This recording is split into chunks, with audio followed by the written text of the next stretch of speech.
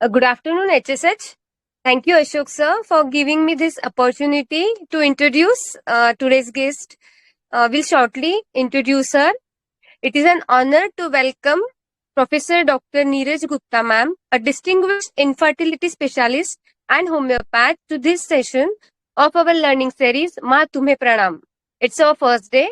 Dr. Gupta holds an MD homeopathy, a PhD, and has extensive experience in gynecology and homeopathy.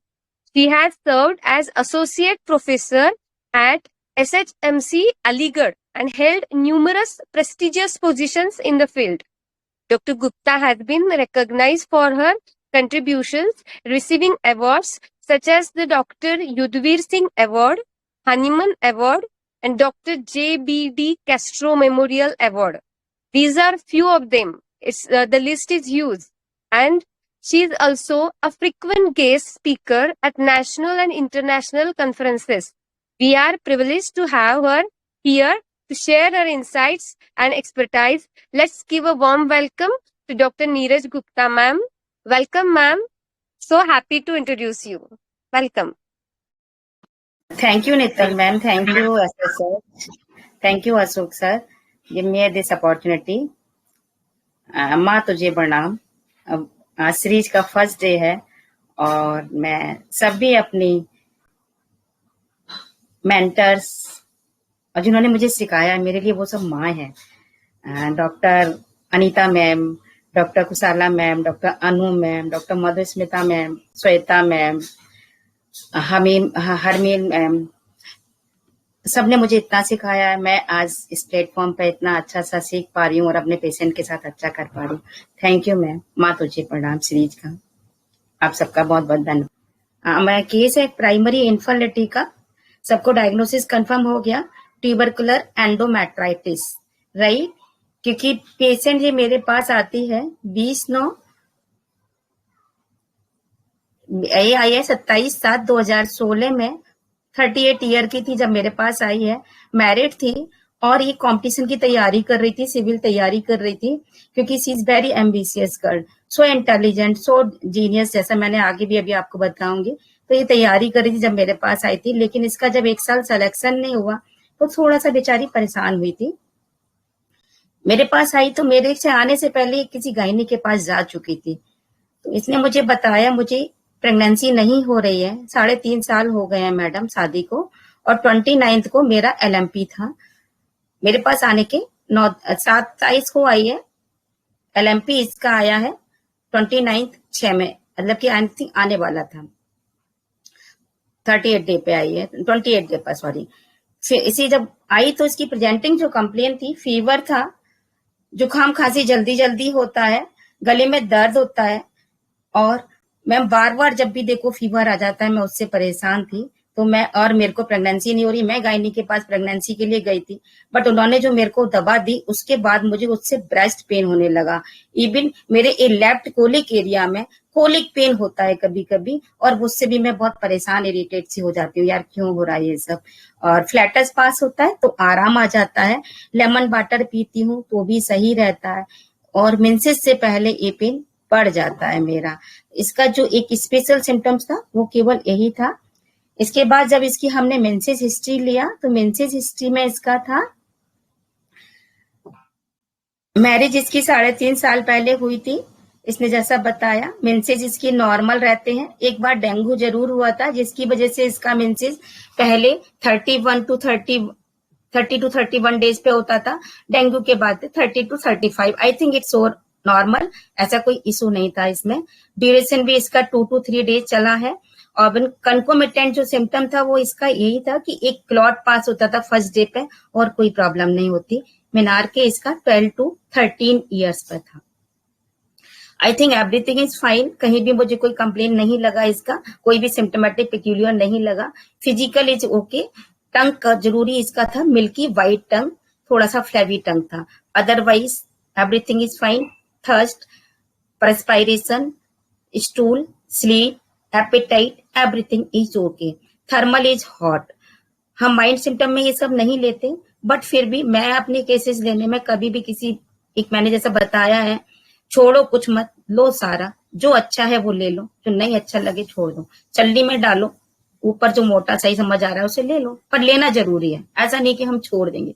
तो symptoms हम सारे लेते हैं। 560 लिया इसका, तो इसने मुझे बताया कि मेरे को मैक्सिलरी साइनोसाइटिस रहता था बचपन में, बट वो सही हो गया मैडम। अब केवल गले की प्रॉब्लम रहती है, जो इसने बताया, बार बार आवाज बैठ जाती है, बुखार आता है, गले में दर्द होता है, ये प्रॉब्लम डिस्पोजिशन था इसका। ट्रीटमेंट हिस्ट्री, कभी कोई लंबा ट्रीटमेंट नहीं चला, केवल 2-3 महीने पहले ही इसने ऑलरेडी एलोपैथिक डॉक्टर को दिखाया था, जिसने इसे मेडिकेशन के लिए HSG को सजेस्ट किया था, और सारी रिपोर्ट्स इसने करा चुकी थी, मेरे पास आई था रिपोर्ट। इसकी अल्ट्रासाउंड थी मेरे पास, और MTB टेस्ट का रिपोर्ट था। ये ऑलरेडी 2 महीने पहले मेरे गायनी को दिखा चुकी थी, मेरे को रिपोर्ट्स का है। सर स्लाइड्स आगे, सर स्लाइड, हाँ जी। Report ultrasound is fine, sorry ultrasound आप देखेंगे तो अल्ट्रासाउंड की रिपोर्ट में PCOD, how can you identify the PCOD? PCOD में क्या होता है, नॉर्मल क्या होता है, हर रिपोर्ट में पीसीओडी लिखा होता है, तो पीसीओडी की रिपोर्ट भी देखना हमारे लिए बहुत जरूरी है। ओवरी का size below the 9 it's normal. Volume, यदि वॉल्यूम देखो, वॉल्यूम कई अल्ट्रासाउंड वाले डॉक्टर नहीं देते, तो पेशेंट को बोलिए कि यार तुम वॉल्यूम लिख कर दो, क्योंकि वो क्या करते हैं, तीनों दे देंगे मार्कर बट वॉल्यूम नहीं देंगे। वॉल्यूम निकालने में फिर प्रॉपर हमारी नहीं होती, और फर्दर जो हम अल्ट्रासाउंड कराते हैं उसमें हम आइडेंटिफाई सही से नहीं कर पाते। तो वॉल्यूम बहुत जरूरी होना चाहिए। वॉल्यूम कितना है, मोर देन 9 है, लेस देन 9 है। लेस देन 9 मेरे अकॉर्डिंग नॉर्मल होता है, और मोर देन 9 पीसीओडी का पेशेंट होता है। इसका ओवरी का साइज ऑलरेडी ज्यादा था, 22 और 17 है, तो बड़ा हुआ है, राइट है, पीसीओडी है। और सेकंड थिंग इसकी यूट्रस वैस्कुलरिटी है। Uterus vascularity in the sense because MTB, अभी आगे देखेंगे, एमटीबी पॉजिटिव था, तो ट्यूबरकुलर पेशेंट है, तो नॉर्मल सी बात है, यूट्राइन वैस्कुलरिटी इंक्रीज होगी, इन्फेक्शन की वजह से कंजेशन होता है तो वैस्कुलरिटी इंक्रीज होती है। ये पेशेंट फॉलिकुलर स्टडी भी करा चुकी थी। फॉलिकुलर स्टडी में हमने देखा कि पेशेंट का MSF है। MSF in the sense of कि ओबा बनता है एवरी टाइम, बट ओबा बनने के बाद में वो हो जाता है, क्या मतलब कि सिस्ट बना लेता है। और स्पेस, जैसे कि एक बॉक्स में यदि हम सारे छोटे छोटे मोती भर देंगे तो क्या होगा, मोती भरे होंगे, उसके बाद जब दूसरा मोती डालेंगे तो नहीं जाएगा, तो सिस्ट इस तरह की पॉलीसिस्टिक ओवरी हो जाती है, जैसे वीट से भरी हो, पर्ल से भरी हो, ऐसी ओवरी हो जाती है इनकी। MSF है इसमें, MSF की वजह से क्लियर नहीं दिखाई देता। नेक्स्ट रिपोर्ट पर जाते हैं, MTB, और इसमें मेन है कि ये भी वैस्कुलरिटी ऑलरेडी है, इसमें भी आ गया, फॉलिकल में भी। नेक्स्ट रिपोर्ट पर जाएंगे, MTB पॉजिटिव है। MTB पॉजिटिव है, इसका मतलब पेशेंट ट्यूबरकुलर है। ऑलरेडी गायनी का पर्चा पड़ा हुआ है, गायनी ने पिक्चर बनाई हुई है, आप ऊपर देखेंगे, इसने पेशेंट को समझाया हुआ है पूरा कि आपका MSF है, जिसकी वजह से ओवा नहीं बनता प्रॉपर, ओवा ओव्यूलेट अच्छा सा नहीं हो पाता और आप कंसीव नहीं कर पाएंगे, ये आपकी प्रॉब्लम है। तो इसने इंजेक्टिव दिया है HCG फॉर द ओव्यूलेशन के लिए पेशेंट गायनी देती है, तो इन्होंने ओव्यूलेशन के लिए मेडिसिन दी हुई है हमने सारा, और इन्होंने आगे सजेशन दिया हुआ है कि SHG करा लो, HSG फॉर द फॉलिकुलर, कहीं तुम्हारी फेलोपियन ट्यूब तो बंद नहीं है। बट मैंने इसे रोका कि नहीं, अभी हम नहीं कराएंगे, जब ऑलरेडी पीसीओडी तुम्हारे पास है, ऑलरेडी MTB पॉजिटिव है, पहले इसे हम सही करते हैं, उसके बाद हम HSG कराएंगे फेलोपियन ट्यूब, क्योंकि सपोज करो आप, इसमें हमारी अवेयरनेस और हमारी नॉलेज बहुत जरूरी है। हम यदि इसे HSG करा देते हैं, HSG में नॉर्मल सी बात है, डाई पुश करेंगे, ट्यूबरकुलर पहले से यूट्रस में पड़ा है, और ट्यूबरकुलर यदि सपोज करो पेशेंट के साथ में फेलोपियन पर चला गया तो साल्पिंजाइटिस कर देगा, और ट्यूबरकुलर साल्पिंजाइटिस बहुत खतरनाक होती है, आगे भी प्रेगनेंसी में प्रॉब्लम आती है। पता नहीं क्यों उन गायनी ने उन्हें सजेस्ट कर दिया कि आप HSG नेक्स्ट मंथ करा लो, बट मैंने फिर उसे रोका, मैंने कहा नहीं, अभी 3 मंथ मेडिसिन देंगे, उसके बाद हम प्लान करते हैं। इस पेशेंट को फिर मैंने इसका मेंटल लिया, तो मेंटल आप पढ़ेंगे तो मेंटल में पूरा, पहले ये लड़की बहुत प्रायर टू शादी से पहले सारा ही देखेंगे तो एंजॉय करने वाली है कंपनी में, कि काइंड हार्टेड है, कंसिडरेट है। बार बार सर ये मूव क्यों कर रहा है, मैं ये समझ नहीं पा रही हूँ। कंसिडरेट है, हेल्पफुल है, शेयर्ड इमोशन है विद फैमिली, और दे वर also respectable working parents. They were also respectable working parents to a younger sister and children. इसकी बहुत बहन भाई भी मेरे पास ऑलरेडी आए हैं. बहुत रेस्पेक्टेबल, बहुत प्यारी सी फैमिली है, बहुत सोबर है ये लड़की, बिल्कुल भी ज्यादा बोलने वाली नहीं, बहुत शांत रहने वाली है. और बस ये था इसे कि मेरा सिविल निकल जाता तो मेरे लिए बहुत अच्छी सी लाइफ होती. और एंजॉय ट्रेवलिंग करना, मैं गुड इन फैमिली के लिए रिस्पॉन्स अच्छी थी, ऑलरेडी अपने बहन भाइयों की बड़ी केयर करती है, गुड इन स्टडी में है, ऑलवेज गुड परफॉर्मेंस, क्योंकि बचपन से इन्हें बड़ा टॉप किया है अपने क्लास में. कहती थी मैं तो हमेशा ही अच्छी सी रही, पेरेंट्स ने भी बड़ा पसंद किया, सब कुछ हुआ रिसीव. तो आई थिंक क्या होता है ऐसे बच्चों में, यहाँ से पर्सनैलिटी हमारी कहाँ से डेवलप करती है, उसकी इरिटेबिलिटी डेवलप कर जाती है. क्यों करी इरिटेबिलिटी डेवलप? सारे लोगों ने रूब्रिक लिया, हमारे मैम ने, मैं थोड़ा सा मेंटल पूरा पहले पढ़ लेती हूँ. Her irritability level increase after marriage due to पढ़ाई का प्रेशर है, घर की रिस्पॉन्सिबिलिटी है, हैवी वर्क है, हेल्थ प्रॉब्लम भी, बार बार जुकाम, खांसी, गला दर्द और लैरेंजाइटिस हो रही है, फीवर आ रहा है, पढ़ नहीं पा रही हूँ, डिस्टर्ब हो रही हूँ, इधर घर का प्रेशर है, हस्बैंड के काम करने, क्योंकि आजकल न्यूक्लियर फैमिली है, इन लॉज बाहर रहते हैं, तो हस्बैंड को जॉब पर जाना, उन्हें खाना देना, टाइम पे सारे काम करने, मार्केट के काम भी, कई बार वर्किंग हस्बैंड होते हैं तो वो हस्बैंड का बिल्कुल टाइम ही नहीं होता दिल्ली में, तो वो काम भी सारे फीमेल्स को करने होते हैं बहुत सारे, तो बर्ड प्रेशर होता है. न्यूक्लियर फैमिली के पास मुझे लगता है वर्क प्रेशर बहुत ज्यादा होता है. और जो परफेक्शन देने वाली इग्नेसिया जैसी वुमेन्स होती है, वो इतना ज्यादा परफेक्शन देना चाहती हैं, तो परफेक्शन भी इनको चाहिए, घर भी अच्छा चाहिए, हस्बैंड भी पूरा हर काम उन्हें बढ़िया चाहिए. So she easily move to tear, जब भी होता था रोने लगती थी, बट अपने पेरेंट्स को किसी को दिखाती भी नहीं थी, प्रेफर टू वर्क, काम करने में बिजी रहती थी, इसलिए घर वालों से भी बात नहीं करना चाहती थी. कोई बात भी करता तो इरिटेट हो जाती थी, रहने दो यार, तुम टाइम वेस्ट मत करो, मुझे काम करने दो, मेरे को टाइम नहीं है, मैं बिजी हूँ. तो अपने काम में ही बिजी रहना पसंद करती है. Difficult to sit still, she is joyful, sad in different time, she said as if I am doing rest. वो काम भी करने में इतना बिजी रहती थी, रेस्ट नहीं करना चाहती थी, क्योंकि रेस्ट में यदि करेगी ना तो उसे अपनी प्रॉब्लम याद आएगी और फिर वो दुखी होगी, इसलिए वो काम करना चाहती थी, ना कि काम करने से उसे आराम मिलता था, कि उसे वो दुख याद ना आए. ये वर्ड इसमें क्लियर है ma'am. I thought after marriage सब गलत हो रहा है, कुछ भी सही नहीं हो रहा, जो हो रहा है वो गलत ही हो रहा है, मेरी हेल्थ भी डाउन हो रही है, मेरे बच्चे भी नहीं हो रहे, प्रेगनेंसी भी नहीं हो रही, सारी चीज ऐसे दुखी रहती थी. After marriage till I 1 year avoid pregnancy, 1 साल तक तो मैडम मैंने प्रेगनेंसी अवॉइड किया, क्योंकि मुझे था कि मैं सिविल निकाल लूंगी, उसके बाद प्लान करेंगे. बट जब सिविल नहीं निकला तो मुझे लगा कोई नहीं, मूव करते हैं और प्रेगनेंसी फैमिली कंप्लीट करते हैं. तो मैंने प्रेगनेंसी, अब उसके बाद जब ये 1.5 साल से नहीं हो रहा, 2.5 साल से, तब हम लोग परेशान हुए, तो हमने दिखाना शुरू किया है. बट अब डॉक्टर्स ने तो बहुत सारे, और मैं तो सेलोपैथिक दवा से 6 महीने में ही परेशान हो गई, तो अब मेरी हिम्मत नहीं है, तो मैं आपके पास आई.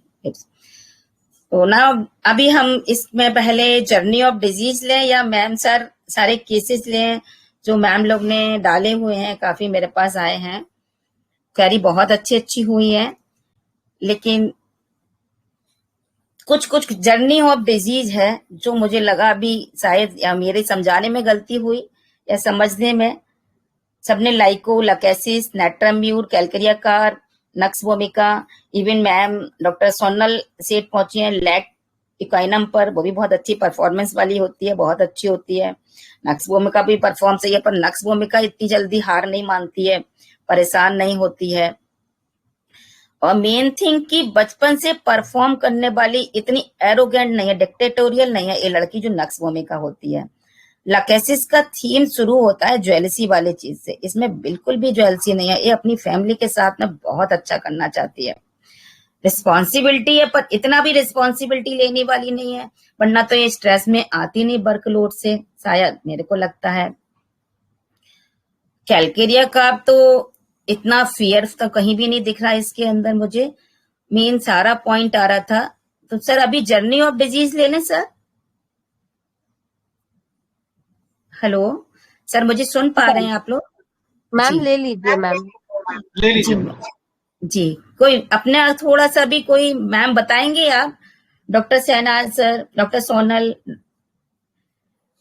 Doctor Sunita ma'am, doctor Shweta ma'am ने भी के बहुत अच्छा सा डाला है, तो थोड़ा सा अंडरस्टैंडिंग है मेरी में, डॉक्टर प्रहलाद सर ने भी डाला है लाइको के लिए, डॉक्टर जुम्मन सर ने डाला है। तो जर्नी ऑफ डिजीज जो स्टार्ट होती है सर मेन इसका, क्योंकि ये लड़की ऑलरेडी शुरू से ही जैसा मैंने बताया ये परफॉर्मर वाली थी, परफॉर्म करना है, क्योंकि फैमिली में सबसे बड़ी थी ऑलरेडी स्टार्टिंग से जैसा है, और जब परफॉर्म करना ऐसे फर्स्ट आती थी, गोल अचीव करने वाली थी, पेरेंट्स को भी था कि ये लड़की हमेशा परफॉर्मर है, ये अच्छा परफॉर्म करती है। बट क्या हुआ इस बेचारी को, action oriented girl, good performer, शादी कर दी बेचारी की, गोल अचीव नहीं कर पाई। जब गोल अचीव नहीं कर पाती तो शादी के बाद भी, लेकिन आजकल एजुकेटेड फैमिली है, कहते नहीं पढ़ लोगे आप बाद में, बट इतनी ज्यादा काइंड हार्टेड और हेल्पफुल है ना ये, तो ये अपने गोल से थोड़ा सा भी डिस्ट्रैक्ट बहुत जल्दी हो जाते हैं लोग। ये कहते हैं नहीं यार दूसरा वाला भी काम पड़ा है वो भी खत्म करना है, ऐसे लोग स्ट्रेस में आ जाते हैं। क्या क्या करूं, सारे कर लूं, क्या करूं, घर भी देखूं, पढ़ाई भी कर लूं, रिश्तेदार भी देख लूं, क्योंकि न्यूली मैरिड में रिश्तेदार भी बहुत आ जाते हैं, किस किस को देखूं, इधर रिचुअल होते हैं बहुत सारे, वो रिचुअल्स भी करने होते हैं, तो वो बनाता है हमको परफॉर्मर लेडी को स्ट्रेस। आखिर है क्या ये स्ट्रेस? जब भी कोई पेशेंट आता है हम उसकी डिजीज को लेकर कह देते हैं यार तुमको स्ट्रेस है। यार स्ट्रेस है क्या सर? इससे पहले वाली थोड़ी सी, तो स्ट्रेस है क्या? What is a stress? Stress is a normal reaction condition of feeling too much demand of life and own social personal resources. हम अपनी कैपेबिलिटी से ज्यादा या समाज हमसे कुछ ज्यादा उम्मीद करता है तो हम स्ट्रेस में आ जाते हैं। सर आगे, तो ये है स्ट्रेस में। स्ट्रेस सर आगे स्लाइड। अच्छा, यदि स्ट्रेस नहीं होगा तो हम कुछ कर सकते हैं क्या? Without stress, without pressure, no life, no perform. आप परफॉर्म कर ही नहीं सकते यदि आपके पास स्ट्रेस। आज मेरे पास स्ट्रेस नहीं होता, मैं को पता था मुझे 2 तारीख को प्रेजेंट करना है, मैंने तैयारी की, पावर प्रेजेंट बनाया, ये किया, तो नॉर्मल सी बात है, प्रेशर था मेरे पास, डॉक्टर अशोक सर का प्रेशर था, वहां से मैं काम कर रही थी। तो प्रेशर नहीं होगा तो स्ट्रेस नहीं होगा, स्ट्रेस नहीं होगा तो परफॉर्मेंस नहीं होगी, नॉर्मल सी बात है। Without stress you can't perform, but stress है लिमिट तक सही है, लिमिट से ज्यादा बेस्ट परफॉर्म कर लोगे मोर प्रेशर तक। बट किसी को मैं प्यार से चलाऊंगी सबको अच्छा लगेगा, वार्मली तो सबको पसंद है, बट थोड़ा प्रेशर दूंगी कहेगा यार हट जा बहुत प्रेशर आ रहा है, और ज्यादा दूंगी थ्रेटनिंग तक चला जाएगा। स्ट्रेस भी वही चीज है, प्रेशर को लिमिट तक देना है, उससे ज्यादा भी नहीं। तो बॉडी क्या करती है, हमारी बॉडी है the hard wired alarm system लगा हुआ है इसके अंदर, बट हम उसे सुनना ही नहीं चाहते। एनी थ्रेट आता है तो अलार्म बजता है, हार्मोन सिक्रीट होते हैं और बॉडी थ्रेट के लिए रिस्पॉन्स करती है और स्ट्रेस हमारी बॉडी में आ जाता है, जिस रीजन से हम फाइट एंड फ्लाइट मोड में जाते हैं। कोशिश करते हैं यार सही होंगे अपने आप से, बट कोप अप नहीं कर पाते। एडवर्स कंजुगेशन में कई बार हम कोप अप कर जाते हैं, नॉर्मल हो जाते हैं, बट सम टाइम ये आज मॉडर्न टाइम में क्या हो गया, ये हार्मोन कंटिन्यू, यदि घंटी का अलार्म पानी की टंकी का बजता रहेगा घर में तो क्या होगा, आधा घंटे से ज्यादा वियर नहीं कर सकते। पर ये बॉडी बेचारी हमारी 24 आवर्स उस एंजाइटी, उस स्ट्रेस और उस थ्रेटिंग अलार्म को बजाती रहती है, कभी घर का, कभी फैमिली का, कभी बच्चों का, कभी अपना, मतलब हर चीज का आपने स्ट्रेस बना लिया है। और वो स्ट्रेस आपको परफॉर्म करने का स्ट्रेस, हर चीज का कंटिन्यू थ्रेट देता रहता है और कंटिन्यू वो हार्मोन सिक्रीट होते रहते हैं। हार्मोन सिक्रीट होंगे तो क्या होगा, जब कोई अनएक्सपेक्टेड न्यूज मिलेगी डीरेल हो जाओगे आप। उस डीरेल में ट्रैम्बलिंग, परस्पायरेशन, जो एंजाइटी के सिम्टम्स आते हैं स्ट्रेस के, वो सारे आना शुरू हो जाएंगे। अचानक ही कोई कॉल आया, पसीना आ गया मुझे एग्जाम देना है, पसीना आ गया, मैं उसे फेस नहीं कर पा रहा, पसीना आ रहा।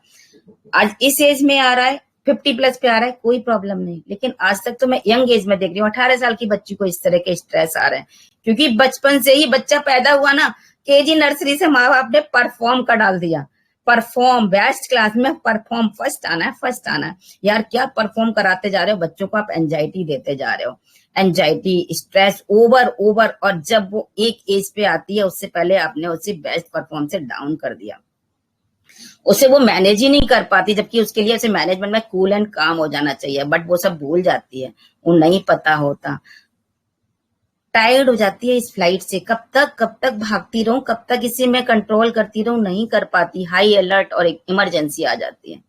In that time, you have the negative response.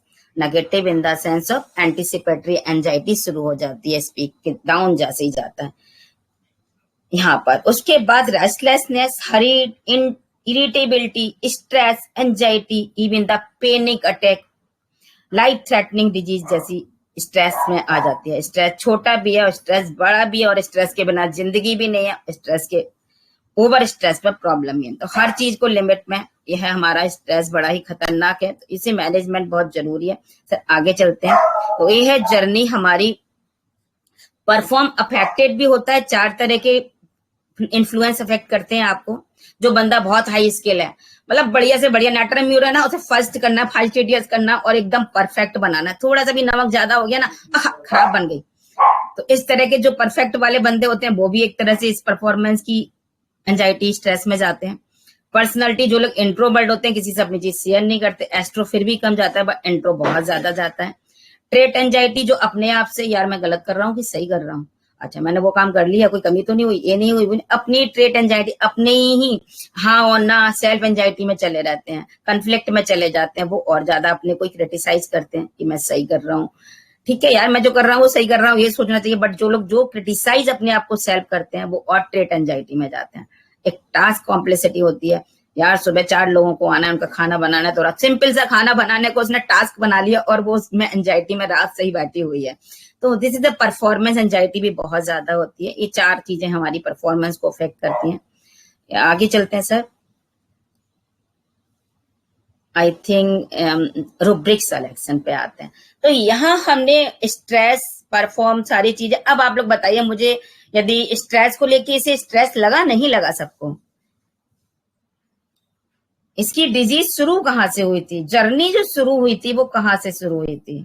क्या इरिटेबिलिटी सबने लिया? सबने इरिटेबिलिटी लिया है ये, बट इरिटेबिलिटी का मेन जो था एलिमेंट्स जो सबने लिए हैं वो ले लिया। डिसअपॉइंटमेंट, डिसअपॉइंटमेंट कहाँ थी ये लड़की? बिल्कुल ही डिसअपॉइंटेड नहीं थी। इसे पता था मैं सिविल आज भी मैं करूंगी तो आज नहीं 2 साल में निकाल लूंगी, बट वो परफॉर्म करना चाहती थी। यार शादी की है तो प्रेगनेंसी भी तो हो, ये भी तो परफॉर्म मेरी अच्छी हो, एकेडमिक अच्छी हो, बट परफॉर्म भी तो करना है मुझे, यहाँ भी तो परफॉर्म करना है, यहाँ भी तो मैं आई हूँ। तो कहाँ कहाँ परफॉर्म करना चाहती है? सब जगह परफॉर्म करना चाहती है।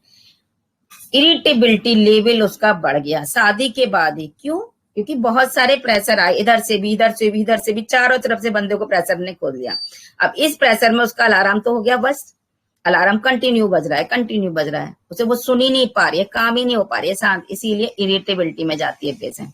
इरिटेबिलिटी एलिमेंट्स फ्रॉम, एलिमेंट्स ही इसको स्टार्ट होते हैं, इरिटेबिलिटी एलिमेंट्स फ्रॉम। समझ आया? कोई क्वेश्चंस किसी का मैम? आगे चले मैम। ये फर्स्ट रूब्रिक मेरा था, मेरे को जो स्ट्राइक मैडम आप कंटिन्यू करिए, लास्ट में जिनके क्वेश्चन होंगे वो ले लेंगे, अदरवाइज आपका जो रिदम है ना वो टूट जाएगा। जी thank you sir.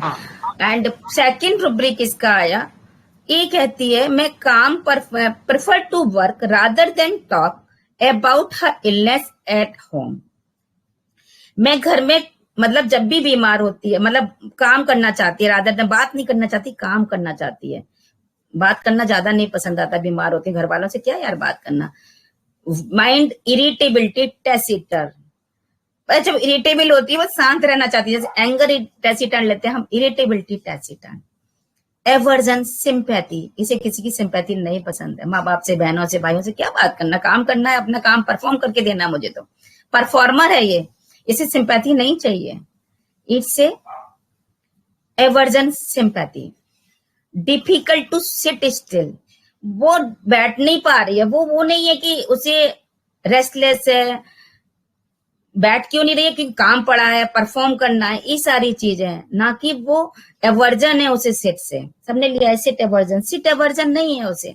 Difficult to sit still because rest can not when thing are not proper place. क्योंकि अभी मेरी शादी हुई है, बच्चा नहीं हुआ, मैं अभी शांति से कैसे बैठूं? मैंने इतनी पढ़ाई की, मेरा सिलेक्शन नहीं हुआ, मैं शांति से कैसे बैठूं?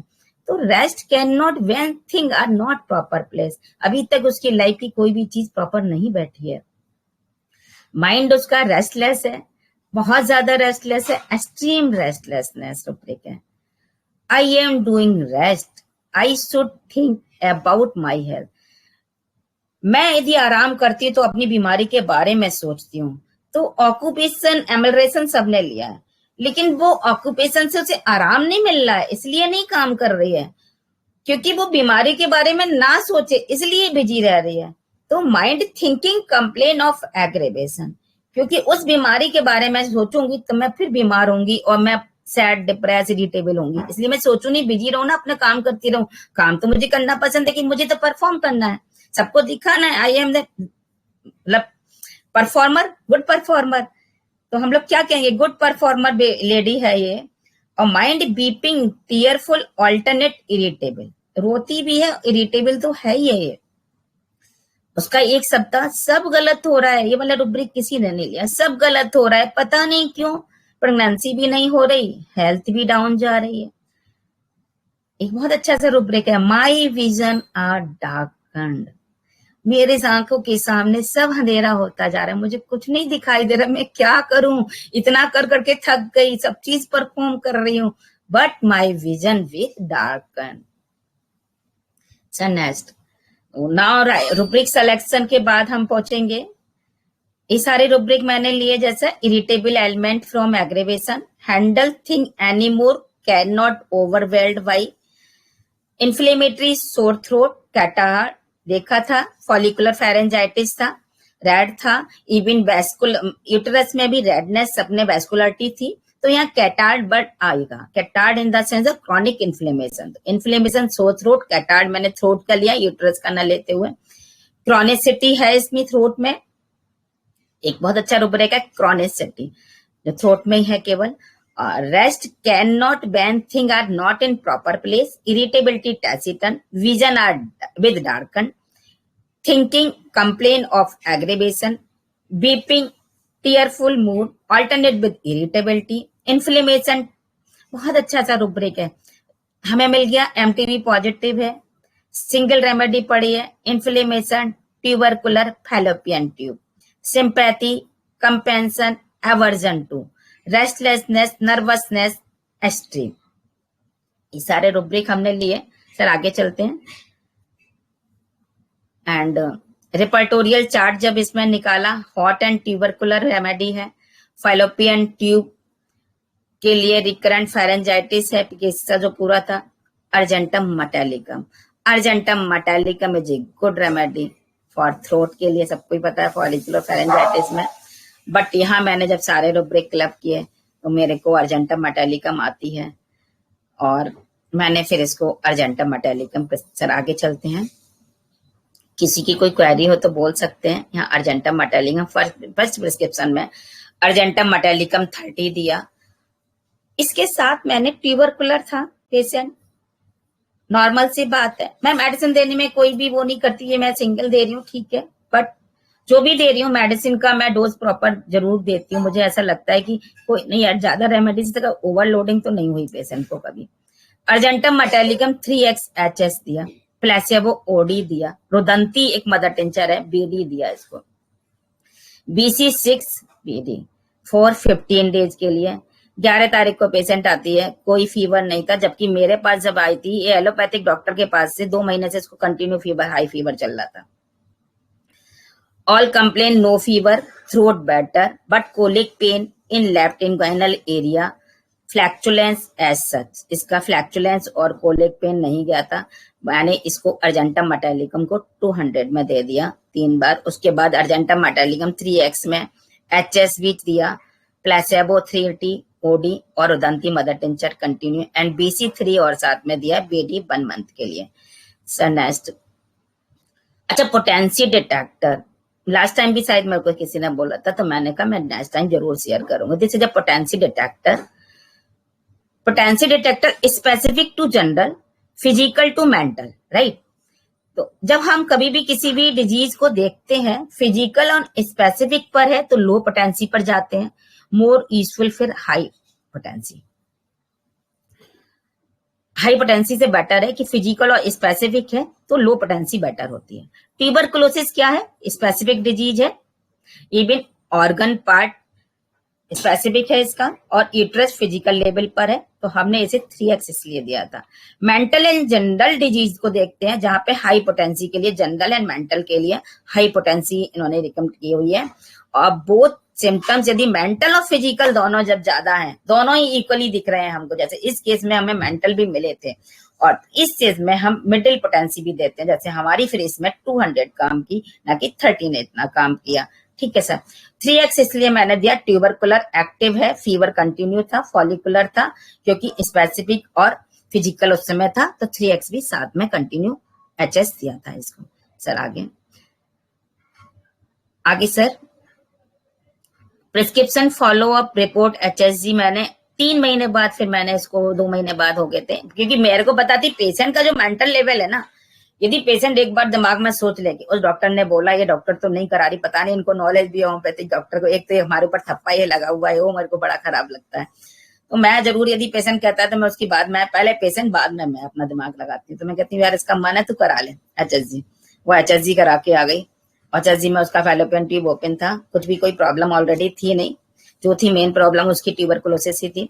अर्जेंटम मैंने सेम रिपीट मेडिसिन पे रखा, argentum metallicum 200 state, argentum metallicum 3x same, placebo, एबन रोदंती क्यू और BC 15 पर ले आई। फिर इसको 3 को हटा के, क्योंकि इसका पेन सही हो गया था। BD में all complain better, no throat episode, LMP इसकी आ गई 22/9/2016 में, repeat medicine for 1 month, HSG कराकर ये मेरे पास आ जाती है, नॉर्मल है इसका HSG। सर आगे प्रेगनेंसी इसकी पॉजिटिव आ जाती है। 9/11 में मेरे पास आती है कंप्लेन बेटर, LMP 22/10/2016। उसके बाद रिपीट मेडिसिन 1 मंथ की दे दी है, 22/11 में फिर आती है, तो LMP इसकी 21/11 है। रेगुलर मेंसेज आ गए हैं, इसको आप देखेंगे। 25/12 में आती है, एमेनोरिया था 3 डेज से, बहुत वो है ना इम्पेशेंस टाइप से, मतलब जल्दी से हो जाए हर चीज। 3 दिन में मेरे पास ओवर पे आ जाती है, प्रेगनेंसी टेस्ट पॉजिटिव आता है पेशेंट का, सी इज नॉर्मल, प्रेगनेंसी कंसीव हो जाती है पॉजिटिव। सर आगे चलते हैं। तो अर्जेंटम मेटालिकम के लिए मैंने जब इस पर देखा तो बहुत अच्छा सा NHM इसमें लिखा था, कलकत्ता NIH का, कि रिलीफ देता है ये बहुत ज्यादा, cramp of reproductive area in the uterus के लिए बहुत अच्छा वर्क है। और यहाँ हमने दिया भी, और मैंने जब 200 दिया तो रियली में उसका रिजल्ट, कोलिक पेन बिल्कुल सही हो गया था इलियक एरिया का। और आगे चलते हैं सर आगे चलते हैं। हाँ, स्फीयर, अब हम अर्जेंटम मेटालिका, यहां तक किसी को कोई क्वेरी समझ आ रहा है? आगे चलें sir. Sphere of action argentum Metallica, right. Digestive पर है, रेस्पिरेटरी लैरिंज सबको पता है, जेनाइटल यूरिनरी की म्यूकस मेम्ब्रेन पर है, जेनाइटो यूरिनरी ट्रैक्ट पर है, कार्टिलेज पर है, ईयर, स्टेशियन ट्यूब, नोज, फेल्स, ribs and the tarsal cartilage पर भी इसका बहुत अच्छा रोल है, बोन कार्टिलेज लिगामेंट पर बहुत अच्छा रोल है, इवन द एस्टोसिस ऑफ स्कल्प है, जैसे हेक्ला लावा है, ऐसे स्फीयर ऑफ एक्शन इसका बहुत अच्छा है, मैंने देखा इसका एक्सोटिस ऑफ लिवर स्कल्प है, हड्डी में कहीं से भी एक्सोटिस हो रही है तो स्कल में। स्पाइनल नर्व पे है, glandular organ and heart also, 9 part of sphere of action है। आगे चलते हैं सर। मेन अर्जेंटम नाइट्रगम क्या है? अर्जेंटम सिल्वर है, सोई है, साइनिंग है, so peace of human society, perform orator बहुत अच्छी है, ये पीरियोडिक टेबल में 11 पे पड़ी हुई है, रॉ 5 है, राइट। कॉपर और ऑरम के बीच में है, तो कॉपर बड़बड़ का बीच बीच में कूद कूद की आती है, बोलती है, वो भी है। ऑरम का रिस्पॉन्सिबिलिटी और चमक उसकी जो है वो भी है इसके अंदर। तो ऑरम जैसी चमक लाना चाहती है, क्यूपरम की तरह बोलना भी चाहती है बीच में, मतलब ऐसा नहीं, ऑरेटर बहुत अच्छी है ये। तो सर्वाइवल करती है, परफॉर्म करने के लिए, डिफेंस करने के लिए, गुड ऑरेटर है। टंग इसकी ग्रे एंड सिल्वर, वही सिल्वर जैसी टंग है जैसा हमारे इस पेशेंट में भी थी। सेड साइलेंस इन गोल्डन, तो साइलेंस रहता है बट सिल्वर बोलती है, स्पीच इन सिल्वर में है। Silver is not a noble one but always the showing one. Aurum silver noble है but argentum is showing one, right. आगे चलते हैं sir. Next argentum metallica, metal है। अच्छा, अर्जेंटम मेटालिका, इन दोनों को यदि आप पिक्चर भी देखोगे तो पकड़ पे अर्जेंटम कितना सुकड़ा हुआ पड़ा हुआ है फॉइल की तरह, ऑरम अभी भी चमक रहा है, मतलब फोटो में भी चमकता है। मैं कहीं भी इसकी साइनिंग को, वो अपने आप ही उसके अंदर साइनिंग है और ये अपनी साइनिंग को लाना चाहती है। फर्स्ट चीज, और जब हम इन दोनों की पिक्चर देखते हैं, अर्जेंटम अपनी साइनिंग लाना चाह रही है कि यार मैं साइन करूं, कैसे करूं, परफॉर्म करूं, बढ़िया करूं, ये करूं, वो करूं, सबको दिखा दूं कि I am silver. But Aurum के आगे डिप्रेशन में होती है, बट मेटल है ना, तो अपने वीक पॉइंट के दिखाई भी नहीं कि मैं अपना वीक पॉइंट कैसे दिखा दूं। आप ये सोचो कि एक कोई होता ना कि 11 के कॉलम में ही पड़ी हुई है, मतलब एक ही परिवार में सपोज करो कि सिल्वर आई जेठानी के रूप में और नीचे से आ गई बाद में दौरानी, तो क्या होगा? तो उसे यदि सपोज वो रिस्पॉन्सिबिलिटी वाली, इंटेलिजेंट और बढ़िया परफेक्शन वाली वुमेन है, बट ये तो बेचारी शुरू से परफॉर्म करती रही घर के लिए, सब कुछ करती रही, लेकिन नाम फिर भी क्या हो रहा है, सब नाम छोटी का ले रहे हैं, मेरा नहीं ले रहे हैं। अब ये अपने उसमें है ना, फिर तब भी ये अपनी चीजें वीक पॉइंट नहीं बताएगी, तो परफॉर्म करती रहेगी, परफॉर्म करती रहेगी, परफॉर्म, और अंदर ही अंदर इरिटेबल होती रहेगी, गुस्सा होती रहेगी, बट कुछ भी नहीं करेगी, परफॉर्म ही करती रहेगी। तो ये है सिल्वर, परफॉर्म करने वाली बट सुकड़ी हुई इरिटेबिलिटी, इसके अंदर फॉइल की तरह से एकदम सुकड़ी हुई रहती है, लेकिन अपने वीकनेस को मानती नहीं है।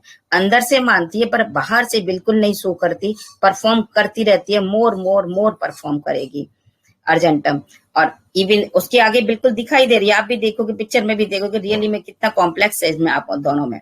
उसके बाद भी कॉम्प्लेक्स की बात भी बिल्कुल भी नहीं शोइंग में रहेगी कि मैं I am the best. Best बनने के लिए बहुत कुछ है पर बेस्ट नहीं हो नहीं पाती, तो इसमें जानती है पर मानती नहीं। आगे सर, सर आगे चले। हाँ, अर्जेंटम मेटालिका मेन इसका 3 ही जगह पे इसकी धुरी घूमती है, परफॉर्म, एप्रिसिएशन एंड साइनिंग। बचपन में हम लोग ने देखा होगा, माँ बाप क्या कहते हैं छोटे बच्चे से, तू ये करके दिखा, तू ये करके दिखा तो मैं तुझे ये दूंगा, तो बच्चा और बढ़िया करता है, रिश्तेदार आते हैं टॉफी चॉकलेट मिल जाती है, फिर और बढ़िया करता है, फिर और बढ़िया मिलता है। तो हमने पर्सनैलिटी को डैमेज कौन करता है? हम खुद ही करते हैं अपने बच्चों की पर्सनैलिटी। जहां हमें मतलब पर्सनैलिटी हमने डैमेज की, उस बच्चे को परफॉर्म की आदत डाल दी, और जब परफॉर्म करते करते करते करते इतना परफॉर्म एंजाइटी स्ट्रेस में कि वेस्ट वेस्ट करना चाहता है माइंड, जबकि चीयरफुल डिस्पोजिशन वाली, शांत वाली, बड़ी लीन थीन इमेसिएटेड वुमेन होती है, रिफाइंड होती है, इंटेलेक्चुअल होती है, रिजर्व होती है, नॉट शेयर अपनी वीकनेस किसी से नहीं शेयर करी, हाई एनर्जी होती है। और पेरेंट्स चिल्ड्रन को लेकिन बोलते हैं तो वो परफॉर्म करने के चक्कर में उसकी वो हाई एनर्जी और वो सारा रिजल्ट इंटेलेक्चुअली उसे इतना ज्यादा वो करेगी कि कैसे करूं परफॉर्म, उसमें रेस्टलेसनेस में पहुंचेगी, और रेस्टलेसनेस की वजह से ये खुद ही परफॉर्म करते करते चमकते चमकते अपनी वीकनेस छुपाने के लिए एरोगेंस में चली जाती है। बट ये एरोगेंस नहीं होता, but he is not arrogance, no perfection, even no ego, अंदर से बहुत सॉफ्ट होती है, कोई ईगो भी नहीं होता है इसके अंदर। बट एरोगेंस दिखता है कि गुस्सा, मतलब अंदर से दिख रही है एरोगेंस है, बट एरोगेंस होती नहीं है। मेंटल कंफ्यूजन एंड डिजीनेस में जाती है, कर पाऊंगा नहीं कर पाऊंगा, कर पाऊंगा नहीं कर पाऊंगा, इसी में रह जाती है। तो एंटीसिपेटरी एंजाइटी आ जाती है, इसको फियर आ जाता है, और कंसंट्रेशन इसकी खत्म हो जाती है, जिसकी वजह से फॉरगेटफुलनेस में जाती है। जबकि औरम तो ड्यूटी कॉन्शियस है, रिस्पॉन्सिबिलिटी वाली है, औरम खुद से काम चमकती है और ये अपने को चमकाती है। यह इंफीरियरिटी में जाती है औरम की वजह से, बट शो नहीं करती क्योंकि मेटल है। चल आगे। नाउ औरम अर्जेंटम मेटालिकम का एक और क्वेश्चन है कि ये ना, इस बच्चों को देखा हुआ एडीएचडी बच्चे बहुत ज्यादा आजकल अर्जेंटम नाइट्रिकम के आ रहे हैं, मेटालिकम के, सॉरी।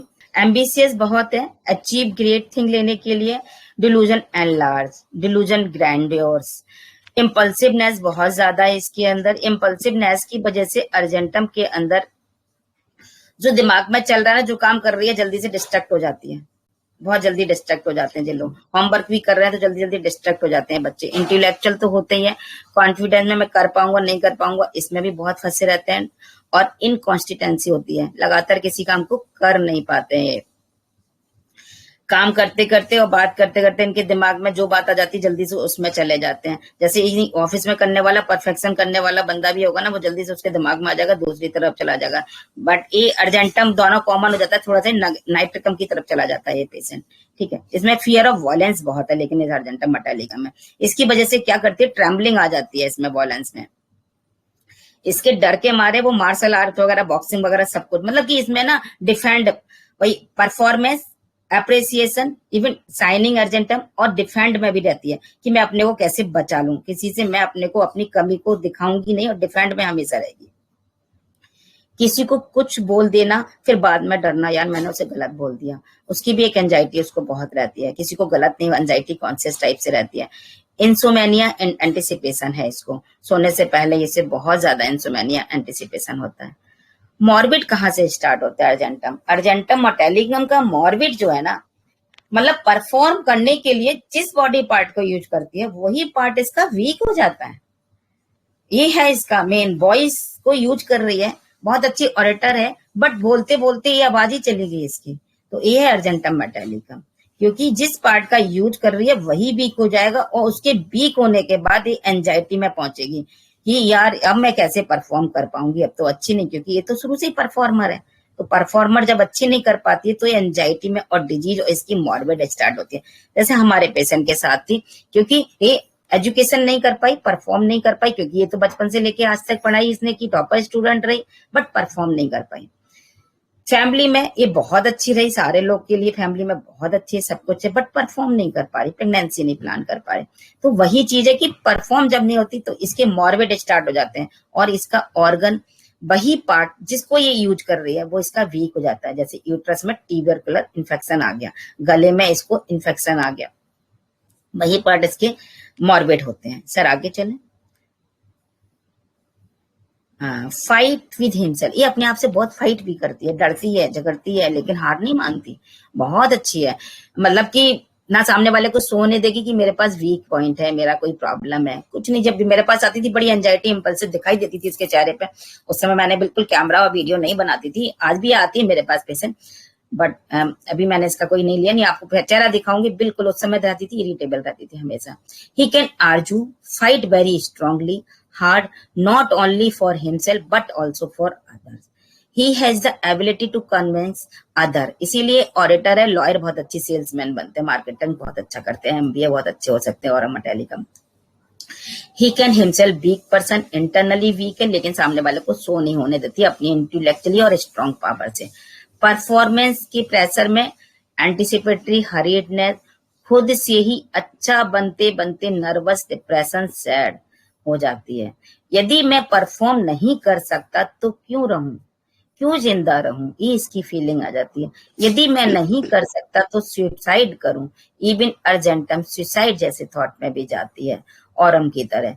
परफॉर्म करने वाला ऑर्गन डैमेज, फिर लाइफ में कुछ नहीं बचा। इफ परफॉर्म नहीं हुआ तो डिजनरेशन में जाता है। इमोशनल, इसीलिए फेस उसका wrinkled, high over thinking, ageing looking हो जाता है, और ये आदमी जो हाई एनर्जी था लो एनर्जी में चला जाता है। ये fight with himself. Mind and defend में देखते हैं, तो माइंड और डिफेंड में forgetful, loss control over mind and body, loss of mental power, total diminution memory इसकी चली जाती है। मेंटल एक्सर्शन से एग्रीवेशन होता है, मेंटल एगिटेशन, एंजाइटी आने लगती है, हेडेक, इंडाइजेशन शुरू हो जाता है, nervous, worry and worried feeling होने लगती है। हाइपोकॉन्ड्रिक है ये पेशेंट, एंजाइटी हेल्थ के लिए है, फियर, एपोप्लेक्सी, पैल्पिटेशन शुरू हो जाता है, हार्ट प्रॉब्लम है। टॉकेटिव, डिस्क्लाइन टू टॉक, बात नहीं करना चाहती सोसाइटी में, चेंज सब्जेक्ट, हैस्टी है, डिसाइडफुल, इवन द एपिलेप्सी अटैक भी इसमें आते हैं जो क्यूप्रम के नीचे है। तो ये हमेशा जब इसमें अटैक आते हैं तो ये डिलेरियम में जाती है।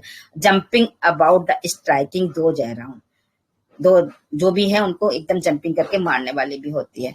चल आगे चलते हैं। माइंड रेड लाइन सिम्टम इसका पेन के लिए मेन बहुत अच्छी है। इंडियस बहुत ग्रेजुअली स्टार्ट होता है, स्लोली स्टार्ट होता है, लिंगरिंग बट प्रोग्रेसिव है, डीपली पेनेट्रेटिंग है, pain gradually increase, become violent then suddenly cease, burst aggravation on touch पे होता है, पेन अकम्पनीड बाय, इसीलिए फ्लैटस पास होने पे इसको पेन होता था।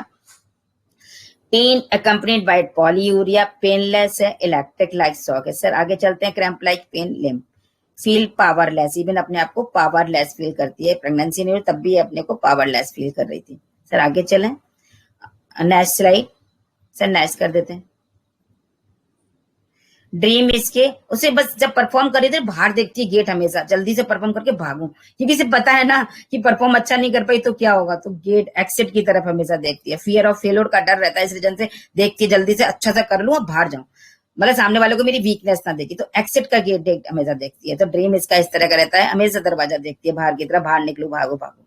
मॉडलिटीज इसकी photophobia, sun aggravation, sugar, salt, tobacco, hysteria, even the diarrhoea, getting ready, ये तो सबको पता है एंटीसिपेटरी डायरिया है। Open air amelioration, lift phobia है इसके अंदर, क्लॉस्ट्रोफोबिया है, कोलेस्ट्रॉल, चॉकलेट डिजायर है, एवर्जन फैट है, मेंटल एक्सर्शन एग्रीवेशन है ना। अब हम आते हैं रोदंती मेडिसिन जो मैंने इसमें यूज की।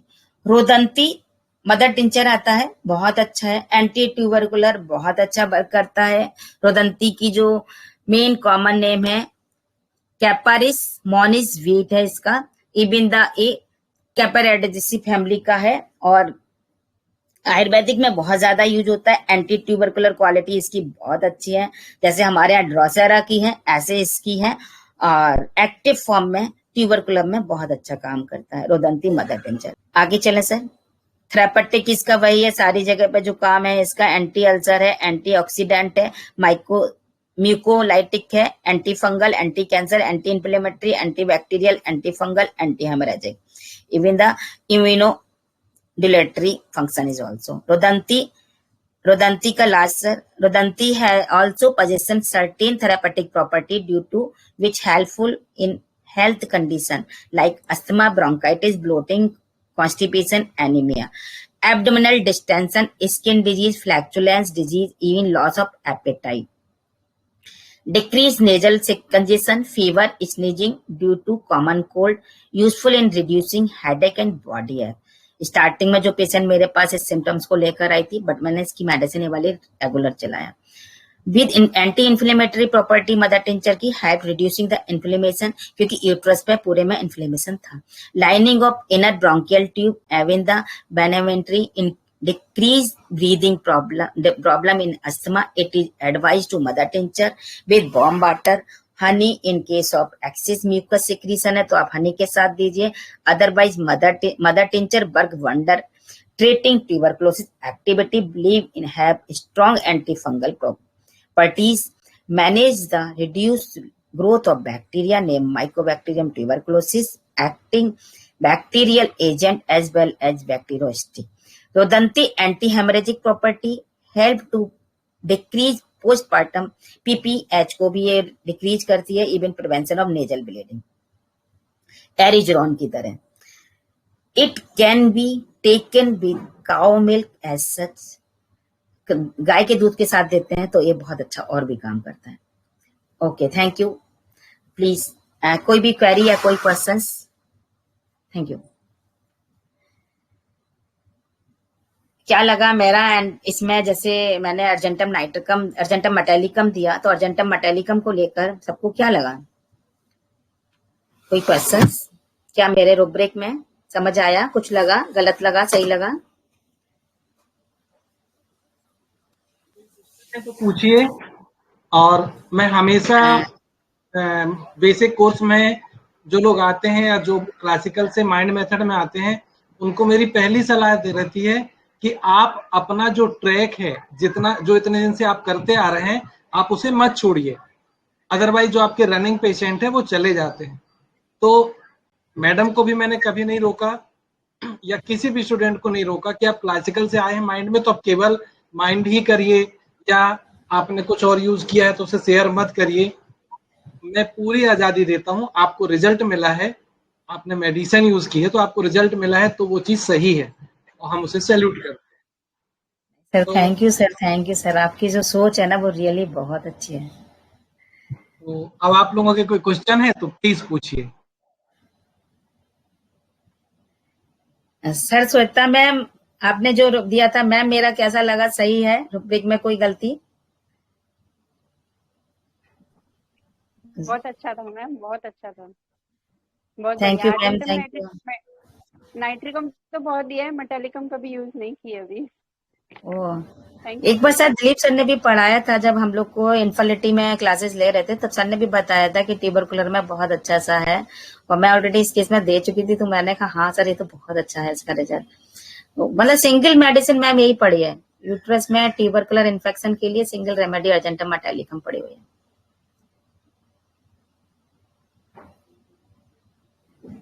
पर हमको माइंड के सारे एंड रुब्रिक मैम, रुब्रिक में कुछ लगा क्या सबको? सब लोग जैसे ले रहे थे डिसअपॉइंटमेंट, इवन द हिंडर और एम्बिशन इंक्रीज। एम्बिशन इंक्रीज नहीं लग रहा था मैम, ये परफॉर्मेंस में जा रही थी मुझे लग रहा था। यस मैम, वो तो था, परफॉर्मेंस का था, लेकिन पूरा थ्रेड नहीं पकड़ा हमने। मैम एक्चुअली मैं मेरे पास जब आई थी थ्रोट को लेकर ही आई थी, इसलिए मैं बहुत जल्दी से अर्जेंटम मेटालिकम पे पहुंच गई स्टार्टिंग से ही। Very good ma'am, very nice. Thank you ma'am, thank you. लेकिन आपसे हमने बहुत सीखा है। मैम एक केस ट्यूबरकुलोसिस का था इसलिए आपने रुदंती दिया, लेकिन अदर देन ट्यूबरकुलोसिस के अदर कुछ इनफर्टिलिटी के कॉजेस हो तो भी आप मदर टिंचर ऐड करते हैं? नहीं मैम, हाँ मैं मदर टिंचर बिल्कुल ऐड करती हूँ मैम। रुदंती का रियली में बहुत अच्छा, इवन ड्रॉसेरा है एंटी ट्यूबरकुलम में, जहाँ एक्टिव फॉर्म में पड़ा है ना टीबी, तो ऐसे में लगता है एक्टिव फॉर्म में पड़ा पेशेंट के साथ में, जहाँ रिजल्ट स्टार्ट हो जाता है ठीक है, सपोज बर्स होता है तो पेशेंट परेशान हो जाएगी, क्योंकि ट्यूबरकुलर पेशेंट की मेरे पास एक बार आई थी, आई थिंक उसको एटीटी उसने 6 बार ले चुकी थी मैम। तो रुदंती में लिखा हुआ है कि एटीटी रेजिस्टेंस के बाद भी बहुत अच्छी यूज होती है, और ये केवल आरएसबीपी बनाती है और कोई कंपनी बनाती नहीं है इसका मदर टिंचर, और डाइल्यूशन में मिलता नहीं है मैम ये। और रियली में अच्छा रिजल्ट उस केस में मुझे बहुत अच्छा मिला था, जिसमें 6 बार टीबी होने के बाद में पहले लिम्फेडिनाइटिस हुआ, फिर पल्मोनरी हुआ, उसके बाद उसे एब्डोमिनल हुआ, फिर रिपीट इसको लिम्फेडिनाइटिस हुआ, और 5 बार वो बंदी एटीटी खा चुकी थी मैं। उसके बाद में उसके केस में भी बहुत अच्छा रिस्पॉन्स आया। तो मैं देती हूँ बिल्कुल ड्रॉसेरा और रुदंती को मैं कहती हूँ बहुत अच्छा है, बट माइंड भी पूरा लेती हूँ मैम। पेक्यूलियर मिल जाते, कई बार क्या होता है मैम भैया ना कि थाली परसी हुई है, अब थाली परसने में कई बार होता है कि मालूम पड़ा आलू मैं डिमांड कर रही हूँ, आलू और नहीं दिख रहा, मैं माइंड लेना चाह रही हूँ बट नहीं मिल रहा, तो मैं जो मिल रहा है मैं फिर उसे ले लेती हूँ। ट्यूबरकुलर तो सामने दिख ही रहा है ना सीधे, तो कम से कम पहले मेरा मकसद है कि मैंने मरीज को कंट्रोल कर लेना है अपने पास, कि मेरा बंद जाए, मेरे पास से कहीं और नहीं जाना मैंने, कि भाई एलोपैथिक है तो बिल्कुल भी देखना भी नहीं है तेने, मैं तेरे को रिजल्ट इतना विद इन अ सेकंड दूंगी, तो जान लगा दूं उस केस में। तो जान लगाने के चक्कर में होता है जो भी है, जहां मुझे 100% भरोसा है कि रुदंती बिल्कुल एंटी ट्यूबरकुलर रियली में बहुत अच्छा, क्योंकि इंटरनेट इस पे भी जितना भी देखेंगे इसके पेपर भी बॉटनिकल भी बहुत निकले हैं, बहुत थेरापेटिक है इसका मैम पड़ा हुआ रुदंती का, हमारे होम्योपैथिक में बस अभी कम है, नहीं मिला। और अगर बचपन में ट्यूबरकुलोसिस हुआ रहता है और बाद में हाँ। फिर इनफर्टिलिटी केस में वो कॉज बता देते हैं कि उसके कारण ये ट्यूब ब्लॉक हुआ है बिकॉज ऑफ पास्ट ट्यूबरकुलोसिस, तो उस केसेस में ये यूज हो सकता है? नहीं मैम, एक्टिव फॉर्म में टीबी नहीं है तो यूज नहीं होता मैम, आपको बताऊं, क्योंकि टीबी का जो पेशेंट इस समय है इनफर्टिलिटी में एक्टिव फॉर्म वाला नहीं है। ये पेशेंट मेरे पास एक्टिव फॉर्म की आई थी, बट एक्टिव फॉर्म का नहीं, क्योंकि पेशेंट को कोई कंप्लेन नहीं होती, कोई प्रॉब्लम नहीं होती, केवल वो इनफर्टिलिटी के लिए आता है। पास्ट हिस्ट्री हो और उस काज से ट्यूब ब्लॉक हो तो कोई नहीं यूज मैम, नहीं है? पास्ट हिस्ट्री है और एटीटी से सही हो चुकी है, तो एटीटी ट्यूबरकुलर उसको एक्टिव नहीं है, उसको साइलेंट पड़ा हुआ है, जो हमें दिखाई नहीं दे रहा, केवल एचएसजी पे पता चला एचएसजी ब्लॉकेज है, फैलोपियन ट्यूब ब्लॉकेज है, अदरवाइज केवल हमने माउंटेक्स या गोल्ड कराया तो पता चला, बट कंफर्म नहीं हुआ। एमटीबी नेगेटिव है, एमटीबी नेगेटिव है तो एक्टिव है ही नहीं मैम, उसमें आप नहीं दे सकते। ओके, हाँ, तो अब ऐसे हम लोग केसेस उसमें में हम साइलेंट लेते हैं, हम लोग उसमें लेते हैं, हम अपना एंटी ट्यूबरकुलर मियाज लेकर देखते हैं, फिर उसमें हम रुदंती नहीं देते। बहुत अच्छा प्रेजेंटेशन था, पहली बार अर्जेंटम Hello, मेटालिकम ma'am. सुन रहा है। New thank you learning ma'am, ma'am. Thank you Antara. Ma'am मैंने सिर्फ ये जो सिंगर्स नोडल्स एंड होकल नोडल्स में मतलब जो रहता है उसी में यूज किया है अर्जेंटामेटिलिन काफी बार, जो हाँ परफॉर्मेंस जो लोग स्टेज परफॉर्म करते हैं, तो जिनको हॉर्सनेस रहता है क्रॉनिक, उनके लिए काफी सक्सेसफुली यूज किया है। पर इसमें ये मैम एक मेंथा बहुत अच्छी है परफॉर्मर के लिए, मेंथा मदर टिंचर मैंने ऐसे देखा है कि लोग को सुबह देना है परफॉर्म, जैसे कि कई बार मेरे पास आते हैं एमबीए मॉर्निंग में परफॉर्म करना है मैम, गले की आवाज बिल्कुल नहीं है, मेंथा मदर टिंचर की 2 ड्रॉप भी बहुत अच्छा काम करती है।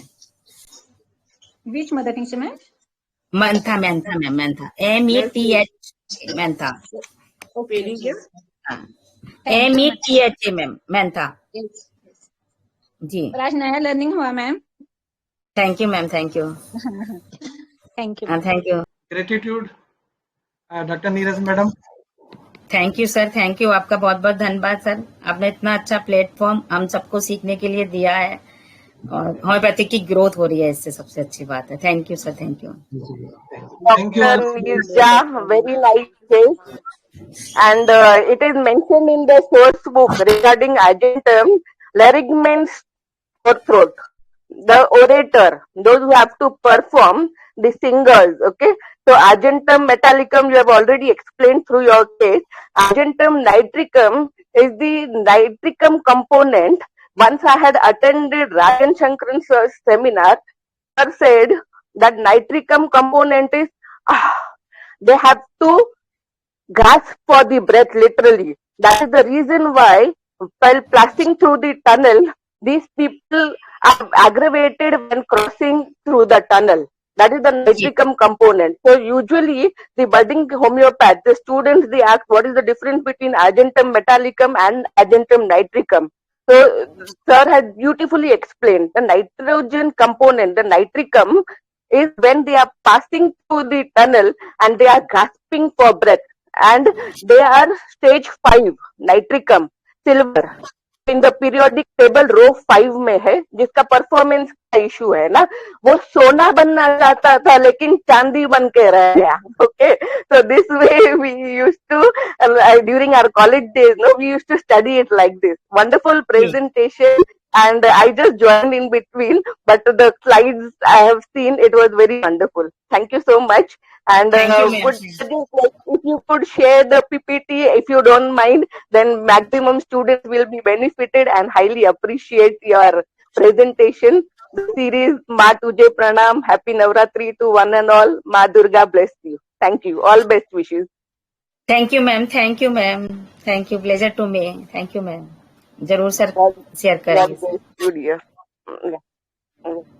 थैंक यू मैम, आपने बहुत अच्छा सा बताया अर्जेंटम नाइट्रिकम, रियली में टनल में नाइट्रस पूरा है, तो बहुत अच्छा सा आपने कंप्लीट कर दिया इसे पूरा। Pleasure to share. Yeah, thank you. Thank you ma'am, thank you. Thank you again, thank you Raksha madam, thank you Neeraj madam, और thanks to all of you. Thank you. Thank you Ashok sir, thank you, आपका बहुत बहुत धन्यवाद sir, thank you.